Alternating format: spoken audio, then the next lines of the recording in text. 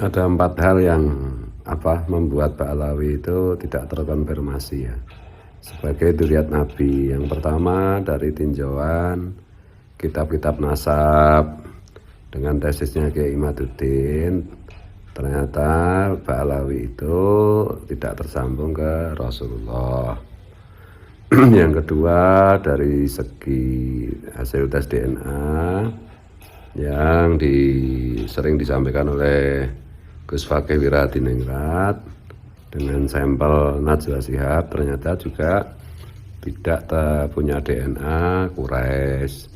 Yang ketiga dari segi sejarah yang dilakukan sering disampaikan oleh Tubagus Mugi Nur Fadil itu juga dan juga Ki Nur Ihya Salafi Ampel Surabaya itu ternyata juga secara historis, secara kajian sejarah itu memang Ba'alawi itu tidak terkonfirmasi sebagai dzurriyyat Nabi. Yang keempat dari segi tinjauan budaya dan perilaku itu juga disampaikan oleh Kiai Nur Ihya dan Tubagus Mugi itu juga tidak menunjukkan terkonfirmasi ke Nabi. Kemudian reaksi balik dari klan Ba'alawi. Yang pertama tentang tesis nasab yang disampaikan oleh Kiai Imaduddin itu tanggapannya cuma celebung, nggak jelas, sepihak gitu. Ada ya judulnya serem-serem 14 menit membantah tesis Kiai Imad. Terus manuskrip ini membantah tesis Kiai Imad, tapi tidak pernah mau terang-terangan dalam satu forum, entah dalam satu ruang, entah pakai diskusi online, itu tidak pernah berani berhadapan langsung, berdiskusi langsung dengan Kiai Imaduddin. Tuh, jadi cuma kayak lempar batu sembunyi tangan. Padahal Kiai Imad berkali-kali menyampaikan kapan waktunya siap berdialog, berdiskusi mengenai tesis beliau. Kapanpun, dimanapun disepakati, tetapi dengan syarat terbuka, bisa disaksikan oleh publik. Tuh. Dan memang terbukti bantahan-bantahannya juga memang nggak bermutu ya. Lempar batu sembunyi tangan itu kalau ditelaah lagi ternyata juga omong kosong.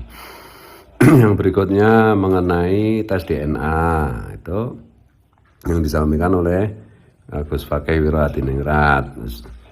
Gus Fakih dan yang lain termasuk saya juga berkali-kali mengajak ayo sama-sama tes DNA. Saya sendiri sudah tes DNA, tapi pihak Ba'alawi nggak ada yang berani.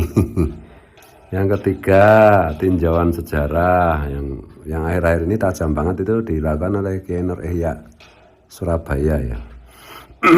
Dan juga Tubagus Mugi itu juga nggak ada bantahan yang menurut saya dan menurut publik itu, menurut akal sehat itu masuk Pak Eko, nggak ada.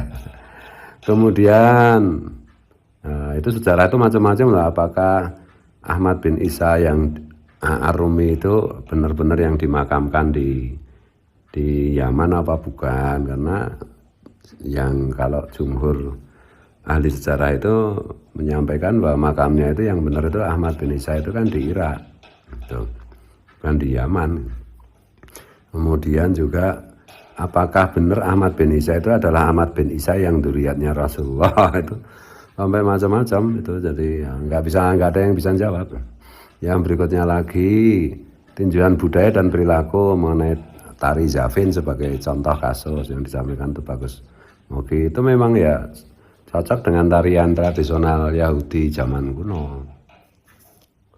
Kemudian kalau dari segi perilaku misalnya ada beberapa kata kunci yang menunjukkan bahwa DNA Ba'alawi itu memang tidak terkonfirmasi ke Nabi, bahkan lebih mungkin untuk terkonfirmasi ke Yahudi. Ya, misalnya demi Allah saya tidak ridho dunia akhirat. Kalimat-kalimat seperti itu kan kalimat-kalimat khas Yahudi di zaman jahiliyah gitu.